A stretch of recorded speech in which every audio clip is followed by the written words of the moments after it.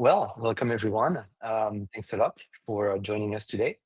I'm Alexander from Zorba. I lead the operations for Zorba Group across Asia, based from our office in Singapore. I'll be your host today for this first Asian roundtable dedicated to scientific storytelling. It's my pleasure, it's our pleasure to have you all today for what is meant to be an interactive session. So I might say that a couple times in my 2 minutes intro, but please, if you have any questions, any thematics you'd like to interact or react to, feel free to do so in the chat. We will make sure to park some time to discuss your questions, remarks, insights at the end of the session. So maybe a little bit of a broader context from us, short and sweet, about this roundtable and the way it slots into a bit of a broader context.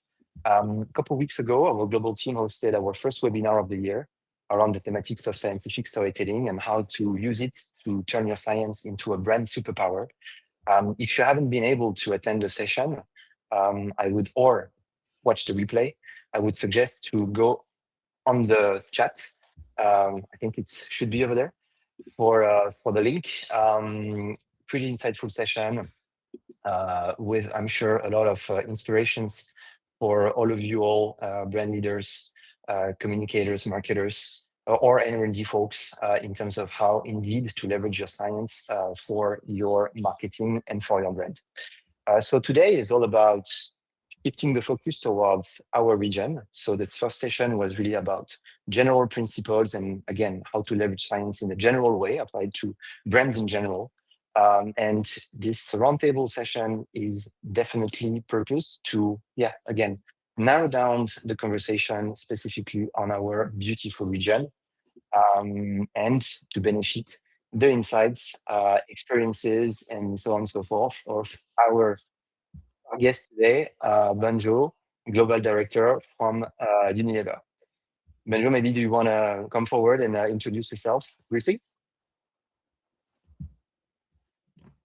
And I think your mic might be off.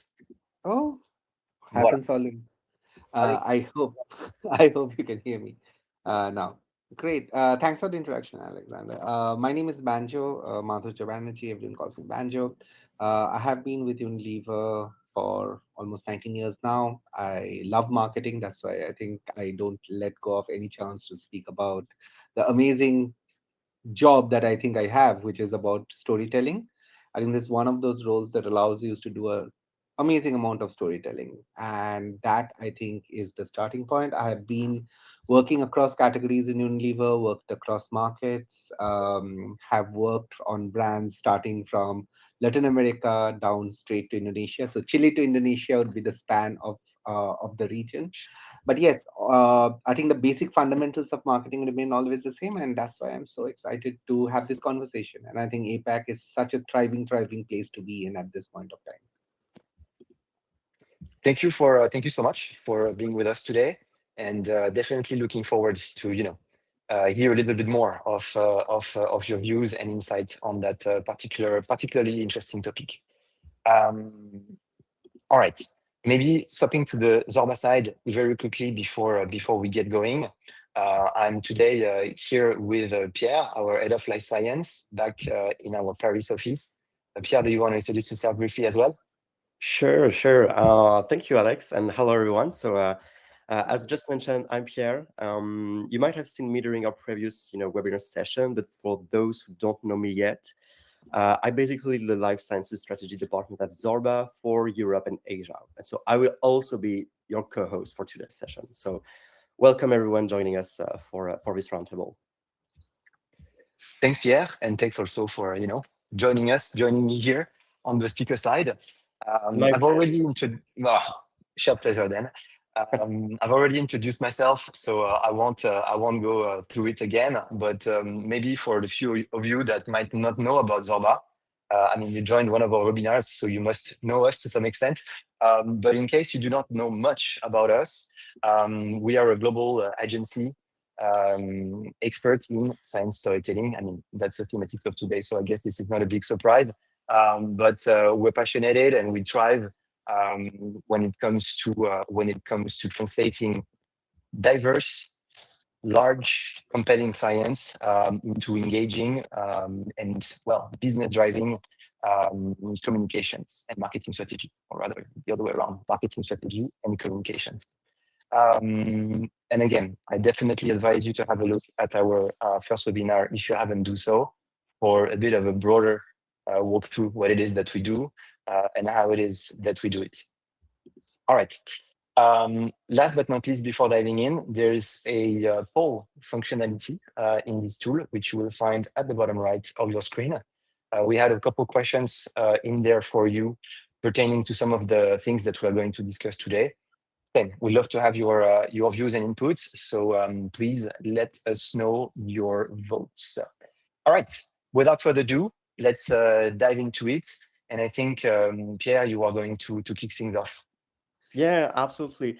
I also wanted to add that even though we have kind of like a small period of time at the end of the session dedicated to a Q&A, if you have any questions, comments, or thoughts, or even perspectives on your side to share with us in the chat, feel free to do so. This session aimed to be, very dynamic, very interactive, as Alex just mentioned. And we also have the pleasure and the honor to have someone from the industry with Benjo to also, kind of like confront and share his views as well on these topics. So yeah, do not hesitate to interact. This is the session to do so. We don't have, any PowerPoint, any text or anything. So yeah, mainly conversation, like an open discussion about storytelling. So having said that, let's kick off, I guess, with our first question. We have kind of like prepared a batch of questions for Benjo. We're going to cook you a bit with with these questions dedicated to storytelling. And the first one being that during our last webinars, we talked about, science, when it's sold right, it can become like a brand superpower. Um, in your perspective, in your point of view, what does, telling science right actually means? Because this is something, very subjective in the end. So to you, with your experience of the field, what does that mean, telling science right? No, thanks so much for that, Pierre, because you're right, it's very subjective, right? So when I look back at my own journey, and I have now devoted my pretty much most of my working life to marketing as such. So all the training I have received, whether it was my professors at the university or then later at Unilever, for me, everything has to go back to be right for the consumer. Because at the heart of all that we do, all that Mm, you guys do, all that we do, has to mean something for the consumer, has to be right for her. She is at the heart of it all, right? Which means let's get back to the basics. And when I was giving my introduction, I was telling you that I do see myself or my role as a storytelling role. It's a We are in the job of storytelling, right? And in my view, therefore, science tells amazing stories. And the scale of the science storytelling is just out of this world. What do I mean by that? So whether you're telling a story about the Big Bang, which is probably the biggest thing that has happened in this universe, versus the nuclear fission, which might be the smallest thing that is happening in this world right now, everything is a story. And science can tell that story outstandingly well. But whenever we tell a story about science, that must work for the consumer. So, and how does it do that? So, it can either tell her what she knows already, it can reinforce her belief in the product, or completely differently, it can tell her about a new thing that she had no idea about and probably does not even knows that is important for her or for her well-being or for anything that she mm, is interested in, and that allows her to start considering the product, right? So science, I think, has this amazing power of visually arresting her and keeping her hooked into the story that you want to say. For example, nobody wants to talk about their teeth, right? There's nothing to really to talk about teeth. But imagine if you are talking about how the molecules in her teeth can get strengthened by the use of a product that strengthens her enamel. That is an amazing, amazing story for the consumer to see and hear and experience, right? mm, And mm. everything else, like let's say we are not going into explain to her, we're not going to convince her. If none of that is required, then at least what we can do is entertain her. Science is Yeah. amazing entertaining, right? Like all of us have seen, Mm. we have loved the Big Bang Theory as based on the lives of two nerdy scientists. We have watched a spin-off called Young Sheldon. Now all that is because science, when it becomes interesting, is about entertainment, right? Now that's what content is. That's what consumers are looking for, to be entertained as such. So I think, entertain her, learn a bit, and that's what, in my view, is doing right by the consumer.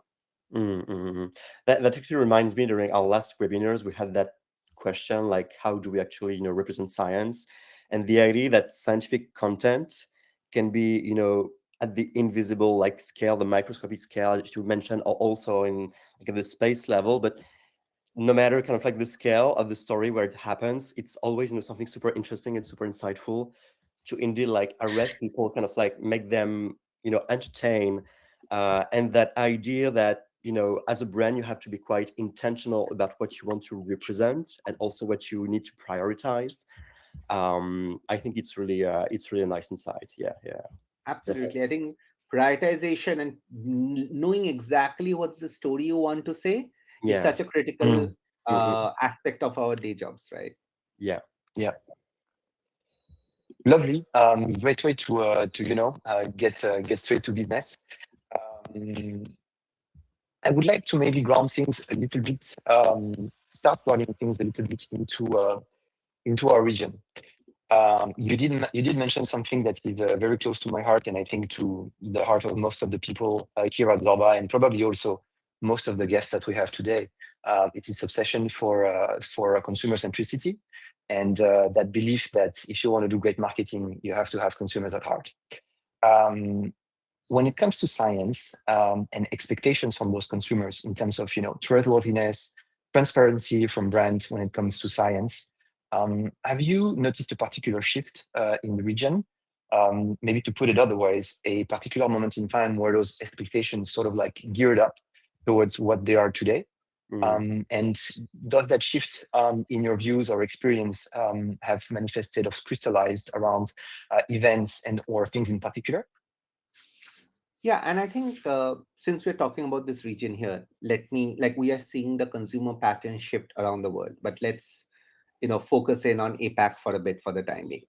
So APAC is a very diverse region, right? But when you were looking at how consumers are shopping today, how consumers are finding their information today, you're going to see that there are some new patterns that are emerging. Now, one of the things which has always been true about this region of APAC is that every market in APAC has a point of view around value. What do I mean by value, right? As a consumer, what is it, what is valuable to me? And I think that is unique to each of these markets. And as a collective market of APAC, I think understanding the value proposition becomes extremely critical for anyone working in this region. So consumers in APAC are always looking for reassurance that whatever they're buying, it is giving them something that is worth. And it is not just about the price. So it has to be about, sometimes about ensuring quality, because the product I'm buying, is it of the highest quality that this money can buy me for? Is Mm. it is about perception. So across Mm. Asia, and we must talk about at some point of time the difference in cultures, right? So the perception of what other people see me as when they see me using this product, sometimes it's about the worth. By using this product, is my family going to be in a better place than they are today, right? And most importantly, often more often than not, it is about, they want to understand the value equation, because they don't want to be made a fool of. So nobody should be able to ever tell a consumer in this region that here is something that does not really work, but hey, I have made you buy this because of whatever reason. She does not want that, right? Now that's where in APAC science has always played a very outsized role in Mm. communication across the world, across categories, right? So of course, and remember, this is also a region which loves the emotions, right? So whether is the Indian ads that you see, or the Thai ads, which I think everyone on Mm. this call have Yeah. been forwarded a Thai ad in their lives, they are amazing. They make us laugh out loud, and they're full of emotions. But at the end of the day, that's only one part of the stories that are being told in this part of the world. The other Yes. is about very hardworking science, because science in this in APAC does the heavy lifting of convincing consumers that it is okay to pay the price. And I think Mm, with the choices that are increasing, whether it is in the place they are shopping all over, like they are just not going to the store to buy, they are online shopping, they are offline shopping, they're shopping from their TikTok when they are seeing something. So the choices are just fragmenting and increasing a lot, right? And Mm, therefore, I see in this current context, in a region which has always paid a high premium for science storytelling, we need more science and not less. And I think that's the pattern that we are seeing emerge again and again and again. I like that. We need more science, not less. I mean, yeah, and I couldn't disagree anyway. So, that would be a bit weird indeed. But one of the things I really wanna latch on and maybe like share some thoughts as well is your point about value for money. I think whether we are on the agency side or on the marketer side, there's always that moment where some budgetary arbitration has to be made, and you have to sort of pick your battles and pick the topics that you want to push forward. Um, mm, and it's true that let's call it in a context where most of this arbitration has to be done, and probably in a way that is a little bit more tense than it used to be a few years ago, realizing that pushing forward a compelling, not complex, sorry, complete and trustworthy scientific message is a great way to, yeah, like you said, deliver value for money and explain why someone has to invest, a consumer has to invest into your product and not in another one. Of course, it's probably not substituting itself to proper brand communication and other typologies of messaging articulation. But really realizing that it's a strong call to action, I'm sure is a good way to bring a little bit of nuance in the way that, again, budgetary arbitration can be done. And look, I can tell you a very funny anecdote which happened a few months back. So, one of my brand managers wanted to pick up a really great celebrity, and she's amazing, right? And obviously, there's a choice. Like you pick a celebrity up, you want to work with her, and then you cannot do something else that night. So one of the things which I always tell my team is that with any kind of talent that you get, which is, they are your spokesperson and they do an amazing job, but they do that job for a year, versus you have an amazingly crafted comms, an amazingly crafted science module, and that lives on forever. So there mm, have been, so when I was in foods, I remember, uh, it's not 100% science, but it's the use of the spices and use of the products, and it's a product story form, right? That I probably used for 3 years in a row when I was running Lifebuoy as a brand, and again, one of my very favorite brands. Uh, the fact that Lifebuoy, the science in the Lifebuoy product helps protect your skin from germs. That science we used and used and used every year, because that for consumers was the biggest reassurance more than a Mm. celebrity could ever get, because that science was showing them exactly how the product was stopping them. Yeah. So yes, always it's very easy to get swayed, and it's very easy to make that call on the easier way out. But I think once you have something really good and you really invest behind it, it becomes a very strong. And I'm a big believer of DBAs on the brand. It Science can become a very strong DBA for the brand.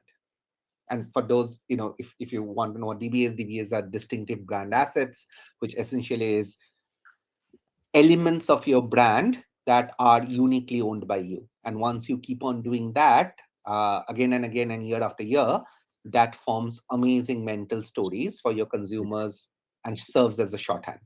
mm, mm, mm, mm. Mm. Yeah. And in your previous answers, about APAC, you also mentioned, Indian ads, Thai ads, etc., etc. My question would be, since APAC has such like a diverse, arrays of countries, how do you actually navigate all these cultural differences? And how do you think these cultures actually influence the way you tell science, even within a brand? No, I think, look, first of all, I must say clubbing APAC as a region is a great disservice we all have done as a collective community, because the countries cannot be more different than the others, right? But that's where we are. So I think the first thing we have to accept is that it's not just cultural nuances. Cultural nuances are different across the markets, and I can tell you how science differs from culture A to culture B. It's also about the category, because some of the categories lend themselves to a science storytelling a lot more than some of the other categories do. Yeah. But again, that is secondary. The first is, what do you see as a proof? And remember, in one of the first conversations we had was about consumers want to see the proof, right? Mm, Now, there are two or three ways cultures different from each other. There are some cultures which are non-confrontational. So what they would like, and they're very inclusive, very, you know, very harmonious, let's say, yeah, and further to the east. And for them, therefore, it is all about the strength of your science, the strength of your mhm, technology, which, when shown in a beautiful way, works the best. Versus when you move towards the west part of the APAC region, which is a little more combative than the eastern parts, you will mm, suddenly see a lot more side by side comparisons coming up, right? And it is about, I am better than the next person. Because again, the consumer at that particular point saying, I have this $1, I can place it behind brand A versus brand B. I need to know I'm making the right choice. And therefore, comparison and the science showing why one is better than the other becomes very critical, versus the other one where it is not so much. So, for example, I can tell you there was this classic Honda ad, right? One of my favorite Honda ads, which had no car shown. All it had was the engineering of Honda showcased over a 60-second science demo, right? Now, that would work perfectly in some cultures, right? However, in other cultures, when you are showing car A versus car B, that automatically beats it, because it's about, I have the best car at the best price, doing the better things, and this is the reason why I mm, want to buy. So I think those would be the two different ones. So based on which part, like if you are looking at culture, let's say you look at the Hofstede model, right? So if you're looking at Hofstede model, what kind of culture is combative, which kind of culture is more inclusive, and you'll suddenly see that the same science is a side-by-side comparison in country A versus I am the best that there is kind of a storytelling in the other. So the science remains the same. The way you tell it starts becoming different. yeah. I like that idea that also between the lines, in the end, it's not necessarily about the like changing the science itself, but more about choosing, the right angle, like the right perspective to actually enter the story. Because in the end, like a cavity is a cavity, and it's going to do that to your teeth, and et cetera, et cetera. But it's like knowing like these cultures ultimately influence like your perspective on your science story itself, and the way you actually angle it. Yeah. See, and that's the problem, Pierre, right? You said a cavity is a cavity. For 6 years, I have been trying to tell all the consumers that a cavity is not a cavity. There is a cavity A versus a cavity B, but we have failed miserably because you still feel a cavity is a cavity. And that is the challenge, right? Like, how do you tell people that a cavity is not just a cavity? It can be the harbinger of so much more. But yes, that's Yeah, that's exactly the what we are nuance. struggling with, right? Yeah, absolutely. And the fact that some markets will be more, I guess, responsive to that versus Absolutely. others that are don't want to be are more kind of like oblivious to the subject Yeah, is definitely something very hard to navigate, I guess. absolutely. Yeah, and I mean, to Pierre's point, without reigniting the cavity topic, it's true that it's a great testament to the fact that storytelling can bring so many different angles to tell basically the same hard fact, which makes it a great tool to navigate the diversity that we have regionally. Um, I want to add a little bit of spice on that already very complex topic that we've started to navigate today. We've spoken about fragmentation. Earlier, Banjo, you did mention entertainment as one of the great stakes for us, basically, on whether or not we're doing a great job. And the particular aspect that I want to have your views on are platforms, and of course, more specifically, social. We've talked about cultural diversity, cultural fragmentation. If you look at our region from a platform standpoint, it's pretty much the same complexity, right? Different social networks, different platforms, different usages from one country to another. Um, I mean, it's truly fascinating to be fair, but it's also another layer of complexity. And I'm quite curious to understand a little bit better how would you best approach that sea of different touch points when it comes to science communication. Yeah. So look, I think one of the things we all have to accept is social is where the consumers are today, right? And like we started by saying that at the heart of everything that we do is the consumers. So they lead us to where they want to be and we follow. So for consumers, it is now what social has become. It is not just a channel for entertainment, but it's a channel for discovery as well. So, for Mhm. example, uh, and also a channel for validation, by the way. So it's discovery, entertainment, validation, all packed into one. So even 10 years back, when I was planning for a trip, I used to go to TripAdvisor. I used to go to travel portals. I used to check reviews on Google.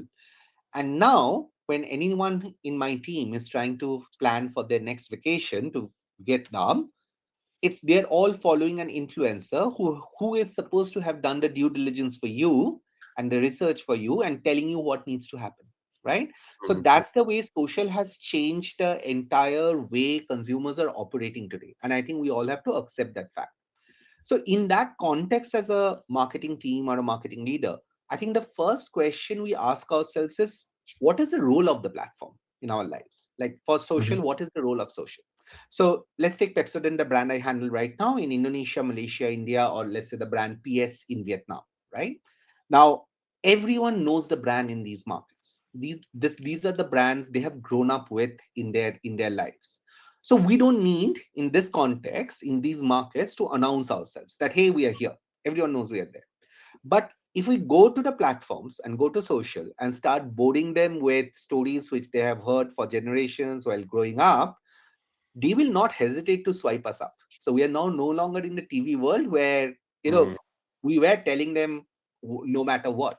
So now they have that option. The power has definitely shifted to the consumers who will refuse to waste uh, precious seconds on us if we don't bring meaning to her life, right? So Mm. that's where I think the social bit comes in. Secondly, where social is now over indexing on is entertainment, because one of the things, and by the way, this I had no idea till I started spending a lot more time understanding the channel. There are ASMR videos on social where filling cavities has its own loyal consumer base. And Oh wow. I would never have thought that there is a cavity filling by a dentist is being used as an ASMR video with millions and millions of views, right? Now, that a world, so social is a world where all the category codes, the brand codes that we believed were sacrosanct, now in existing and finding new genres. And I think one of the biggest things that have happened, which we have seen, is science is used to entertain. Because suddenly, with Mm. the influx of social, I think what has started happening is the stories on science are not just about education, it's about entertaining, right? So you will see amazing home hacks, kitchen sink videos. All of them are coming up as an option of telling the story of science. Now, if you're working with a but I think again the category difference now starts coming in. Now, if you're talking about, let's say, natural anti-acne cream which you are making from the aloe vera you are growing in your kitchen garden, I don't think consumers are looking for science in that particular video, because Mm. they're like, okay, here probably is a guy who will take the aloe vera, paste it in some nice fancy bowl, and then will put them on our face. That's the storytelling, right? That's very authentic and that has its own viewing. But imagine if you are talking about something more serious, like your skin blemishes, like your teeth health, or oral health, like your um, uh, uh, like how do you get care of the lines on your underneath your eyes. Consumers are looking for the validation of science. They are not 100% convinced what the influencer or the content creators are telling them is absolutely true. Because they are also, like I said, consumers in APAC 100% know what value they are getting. They know that the creator might be talking about brand A today, might be talking about brand B tomorrow. So again, then when we are starting to work with a creator or influencer, they Mm. have their own authentic voice, and that's amazing, right? But blending that with the science of our products, I think starts becoming immensely powerful. So imagine the story that we can say on our science in the authentic voice of the creators on social. That starts becoming amazing. So you will see a lot more of the amazing science stories that we have all have done, and you guys are very good at it. So those science stories coming and living and having a fan following of their own on social. And I think that's where again the signals go more and more, because now we have gone to the through the phase where every new creator was seen as authentic. I think authenticity still is extremely critical, but along with that, coming back to first principles, show me the proof that the product really works. And I Yeah. think that's where science will never have a parallel. Mm-mm. Yeah. Yeah, I Yeah. mean, I couldn't agree more. It's true that on the platforms, authenticity really has become like a commodity. I mean, it always was um, sort of a grail for all brands to chase after, and creators for a while were seen as the, I would say, the silver bullet to always deliver on that authenticity, to a point where, well, it started to kind of backfire. To your point about, I'm talking about brand A on day one and about brand B on day two. And I love this idea that bringing a little science to the mix is a great way, well, to ground the authenticity in a way, because beyond the fact that, yes, at the end of the day, a creator is, well, in most cases, a professional working with brands in general. If the purpose, if the speech that they're pushing is actually grounded in facts, in data, in science, basically, well, then the doubts just are fading away, because only the hardcore science is left, and therefore the authenticity is delivered. So yeah, really love that thought. Yeah, yeah. Maybe I'm going to stop here for a second to look at the chat and the questions, because we have some, and I believe this is the great time, because since we talk about socials, content, etc., there are some very good questions that can be easily linked to that topic. I will go by upvotes, and we have a question from Sweeter that says, "How can science be made less intimidating or more palatable to the average consumer?" And I think we can definitely link that to that social environment, and that quick scrolling, environment that consumers are in nowadays. Yeah. I think, I think, and it's a very interesting question, because you do believe that science is intimidating. That's why, Shweta, you have asked that question, right? I do think science is liberating, because science simplifies, and that's where scientific storytelling comes in.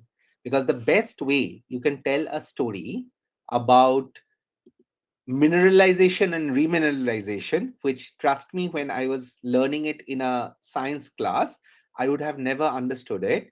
But when I visually see it being told in a commercial, I think that is outstandingly easy for me to understand, saying, oh, this is what it happens. Yeah.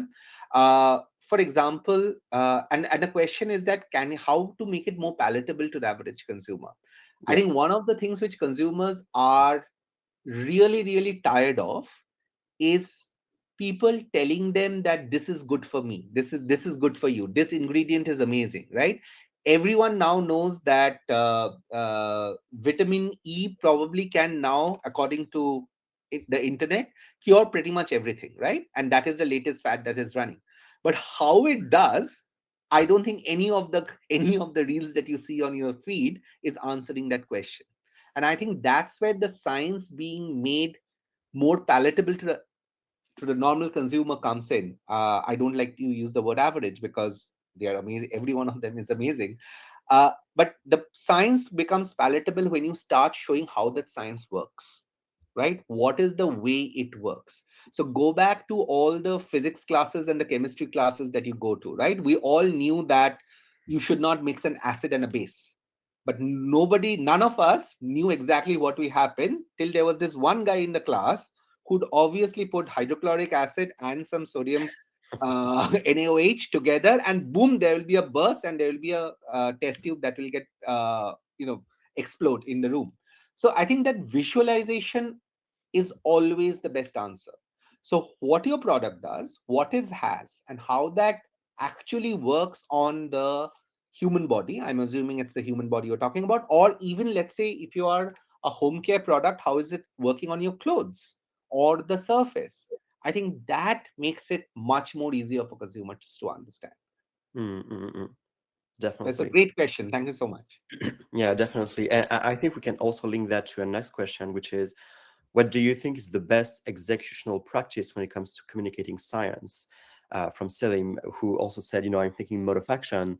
And I think for a lot of people, kind of like mode of action videos and content are kind of like the go-to, content to actually execute in the first place. Do you have, any other ideas? We have also, by the way, made a poll about that because we mentioned, a mode of action animations. We mentioned also influencer content. We spoke about it a bit earlier too. We talked about kitchen science as well. So to you, what would be kind of like the best practice, like your go-to when it comes to communicating science? So, look, one of the things, again, I go back to the first principles at everything, and you might get bored, but that's how I do my marketing. I go back to first principles. We're here to I think learn. what does it matter? What matters to the consumer? So, again, let's say, and I'll try to make it very simple. Gold is amazing, right? Like Asia loves its gold. Every culture loves the gold. Now, gold in itself is not amazing. What gold does when you make it into a beautiful ornament is what makes gold so amazing, apart from the fact that it is probably an investment option for many right now, given the current economic situation. But apart from that, when you talk to a consumer and you talk to them about gold, it is not about what that gold actually is, it's what it does for the consumer.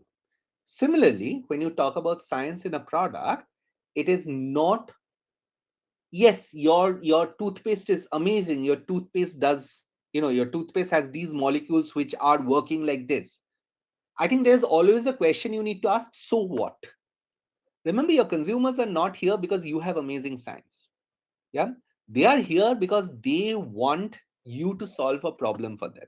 So one of the things which I always ask and look for, that yes, MOAs are amazing, and by the way, MOA is your first port of call typically when you go, Mhm. but beyond the MOA, can you use science to show transformation? And I think that becomes extremely critical. So one of the things, for example, you have just launched this amazing whitening product in Indonesia a couple of months back, and I think the science storytelling that we did in that was not so much on the science of whitening, yeah, on your teeth, or how do you get the stains of coffee and stuff. What they focused on is when the science is working on your teeth, what happens to those stains? How transformational does your teeth become when science acts on it? So imagine this as a two-pronged thing. I personally always believe that you need to always tell consumer what happens as a result of that mode of action, because without that, it really does not go through. Now, it is difficult, not all mode of actions will do, but I think always ask yourself that question, saying that yes, mode of actions are amazing, can I also answer the so what? So imagine this really painful boss that you have had, and who have that very snarky voice and saying so what. Ask yourself that question in his or her voice, and once you know that you have answered the so what, you know that you have the science storytelling perfectly bang on. So Mm. that's the way I will look at it, saying that yes, MOAs work really well, but always try to see this is what science does for you. Because remember, if you have the science and your competition does not, your so what becomes far more believable than their story. Yeah, yeah, yeah. All about relevancy in the end, I guess. Absolutely. Well, thank you for this answer, Banjo. We have a few more questions, but I'd like to also ask one about Unilever, because you're from Unilever, and as such, a large company. Even us at Zorba, all of our clients are always like, we cannot really align between the R&D department, the marketing team, then there is regulatory and sometimes medical affairs coming into play. So this is very a lot of teams that can kind of like chime in when it comes to cracking your storytelling or like cracking your communication strategy. How My question is, how do you and your teams, in your experience, actually navigate this whole like ecosystem, this complexity when establishing your scientific communication strategy? No, I think that's a great question, and I can totally imagine this is a challenge for a lot of people in a lot of organizations. Mhm. I think I can tell you the way we operate, at least me and my team operates. So first, everything is guided by us by the code of business principles that we all adhere to, right? So the code is extremely critical for us. That's how we ethically do our business. All of us have the code by heart because we sign a declaration every year without fail on saying that we will abide by the code. So I think that Unilever takes care very strongly that everyone who is working in the organization works on that. Second is we are blessed in this organization to have an amazing R&D team. So for example, the R&D team that I'm working with Mm. right now, with my technologists, with my scientists, and even dentists, they are based out of 5 locations in three countries, right? So there's a humongous amount, and we are very privileged and lucky to have that kind of knowledge of science with us. Now, everything that we talk on science starts from there, starts from some R&D lab, because that's where the truth of what the product really does starts Mm, from. yeah. So Mhm. everything that you are trying to do, one of the biggest things of science storytelling, and I just tell to every marketer out there, you have to first understand the science. You have to understand what is happening when you are, let's say, brushing with the with a certain kind of toothbrush. Like we talked about stains, right? So we all know that the toothbrush is amazingly important in order to take out the stains from your teeth. But what exactly happens when that brush is moving up and down the stains? Is it going deep? Is it going surface? Is it trying to break the stains open? Are the stains colors? So you need to understand that. And our scientists, typically, your your R&D teams will always know better than you do. Now, Mm, once you understand the science, that's when I think agency partners come into the play.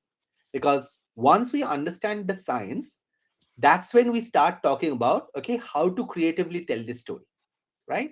So imagine a world is happening. For example, there's an acne, and the acne needs to be taken care of by the soap that you are using.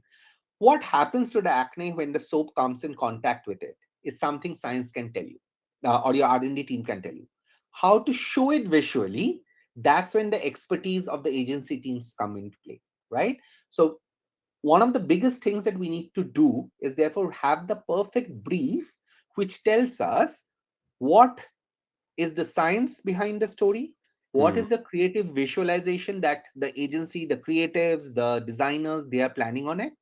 And then the third part is that every country's legal and local regulations might be different, but on a basic human level, they're also pretty same. There are things that you do not do, and you should know that as a responsible marketer.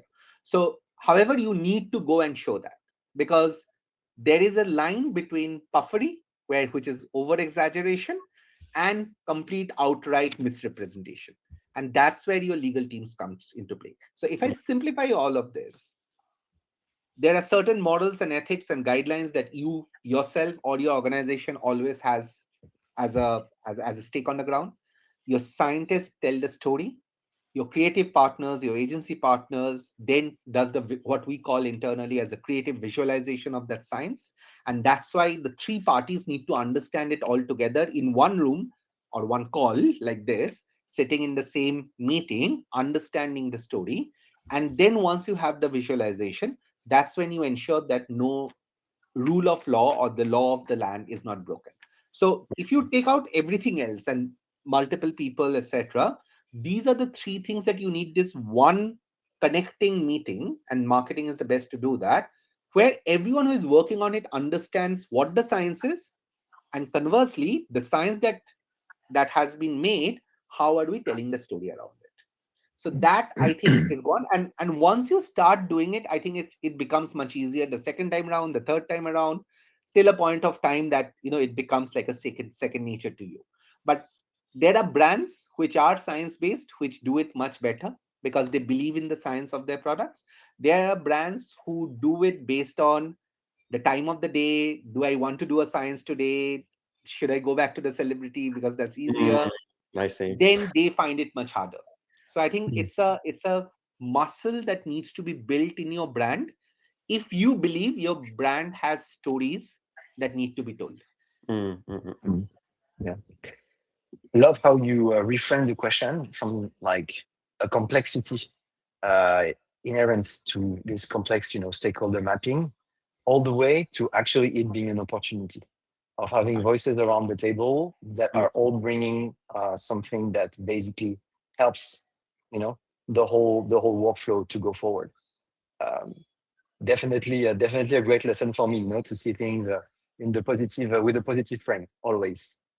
Um, Very inspiring, and we've heard a lot about your insights and a lot of best practices also.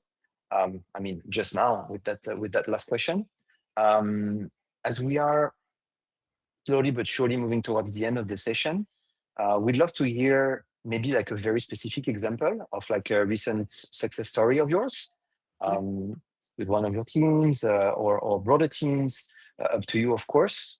And yeah, if you could, open us the door of the kitchen to help us understand a bit better what made it a success, that would be awesome. No, sure. So look, oral care is a category is based on heavy science, right? Because this is one category that depends on science a lot, not just for the storytelling, but also for the products, right? So I do not think there is any, and it's highly regulated as an industry. So I don't think there is any product that in the oral care industry in this world that can get by doing nothing for you. So it is extremely science driven as a category. But the problem is that it is not visible. What the product does when you brush it, or it's not really not visible to you.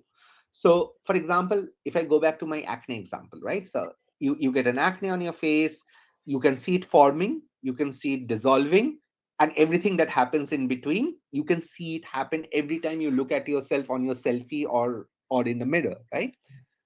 Oral care is an invisible part of your life. So a cavity is invisible. You never get to see it. You don't even know what's happening inside your mouth, right? Because you are not, it's not visible to you. It's not something on top of your mind. So one of the biggest things that oral care science, and one of the briefs that we always have live, and we talk to our partners, and we have spoken to you guys about it, help us make our science, which is invisible, make that visible, because that is the most powerful thing we can tell about our product and what it does, right? And Mm, I think what we were super successful to do over the last 1 year or so is to take our audiences onto a journey into this microscopic world inside your mouth. What happens when you start brushing with the toothpaste? What happens when you start brushing with the toothbrush, right? So when that world inside your mouth is magnified and then shown at a very microscopic level, right? And imagine that it to be a, so the way we imagine and the way we went on to a brief of saying that your mouth is going through a lot. There is tons and tons of coffee that you're guzzling down. There are snacks all around. If you are in this part of the world, I'm sure there is a couple of bubble teas thrown in. So it's a lot is happening inside your mouth, and your poor teeth are always at the front and center of it. They are the first line of what gets attacked by all of these coming in. Now, once you show what your mouth has gone through, and what we did in our communication was show that what Pepsodent actually does in order to prevent anything bad from happening ever to your teeth, I think that suddenly opened up a lot of conversation around the people. So remember, we had spoken about side by side comparison versus showing them the science. So I had spent a lot of time in my career showing side by side, saying I am better than the other brand that you can buy, right? mm, What we realized was that people already believed we were better, but they were asking the questions: are you that much better? Are you really that better? Do you really have the science? And I think once you start showing how the science starts working, it became very important for them. And suddenly the brand love, the fact that we are equated with science, those metrics has started going up. So I think that starts working. And by the way, again, a brand goes through their life journeys, right? So there was a point of time which was right in the brand's life where we needed to show a side by side comparison. But in today's context, when side by sides was not the most important thing, people knew who we were and that we were very good, they needed us to show them the proof. And that's why the stories that we said, and which is live right now in our markets, is about making that invisible visible, and how therefore the protection actually is happening. I think mm. that's the power of storytelling that science got us. Yeah, yeah, I see. Well, thank you for your answer. Definitely, I think resonates with a lot of us people in this session. Maybe a question that we also have to go back to the cultural differences that we had. We have a question in the chat that says, beyond social content format and cultural hooks, do you think there is anything fundamentally different when communicating science in APAC versus the rest of the world? We talked briefly about it earlier, but again, is there maybe something else? Because I think a lot of people in this session are from Asia, a lot of also from Europe. So what's basically all the other differences that you've personally observed during your career? I think one of the things, and I think that's a great question, and I think that's really interesting because one of the things that you need to always keep in mind is the level of believability consumers have on brands Mm, and what they're saying. Mm, Because the power of what a brand says is also proportional to the amount of trust that the brand has, or in general brands have. So for example, like we said, something which is extremely outrageous, right, which often is called puffery, etc., that is now looked down significantly by let's say an audience in Europe. You will not get away by doing a over the top, my science is best, this is how much better I am. There is always a question of mm, believability. However, if you show, instead of making this amazing outlandish claims, if you show the details of what really is happening without shouting from the top of the world, that the subtle science starts working a lot better in Europe. Now again, regulations matter, so you of course need to take care of the regulations. So regulations are very different in Europe versus, let's say, the US versus everything else. But I think that is where the change is coming. And I think one of the things, for example, in terms of communicating science, which is happening, I don't know if you guys have seen this BBC report which came out.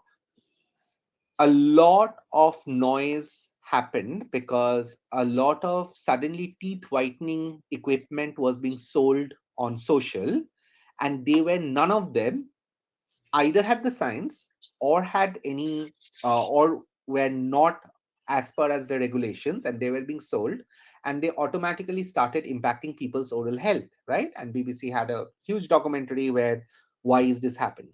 And I think that's where, therefore, again, coming back to what that product really does in a very simple way, which makes it easily palatable, saying this is what, when the product mm. goes into my mouth, does it, or when it goes into my body, let's say if you're talking about nutraceuticals, this is what it does to my body, starts making that much more simple. Versus if you look at Asia, where consumers are still telling you that, yes, I believe that you have done the right due diligence on your science, but tell me how better you are. So then automatically, the way you tell that same story might start getting different. So in terms of the subtlety and the in your face actions of what it works. So you will see a lot of outlandish claims which come up. I still remember one of the favorite ads of a chewing gum in India was that Mm. the teeth became so wide that they actually became lamps, right? Like, it's an amazing example of puffery. It will never work in a Western market, but it probably was one of the most memorable ads for quite a mm. few years in the Indian content. It was just a candy, it was just a chewing gum, nothing else. Interesting, and well, funny and interesting insight. I will make sure to have a look at this particular example. I would like to see how it was executed.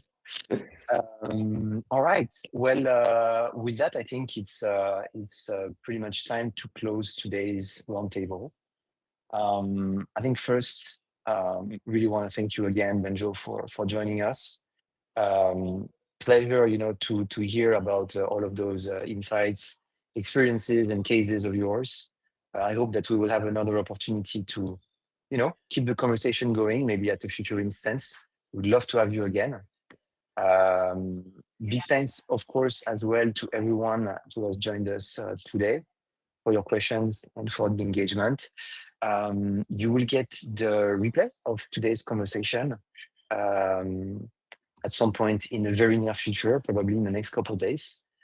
If you have any questions or if there's anything that comes to your mind when you look again at the session or just recording our conversation, that you want to reach us about, we would love to continue the conversation offline. Obviously, feel free. I think our contacts will be there.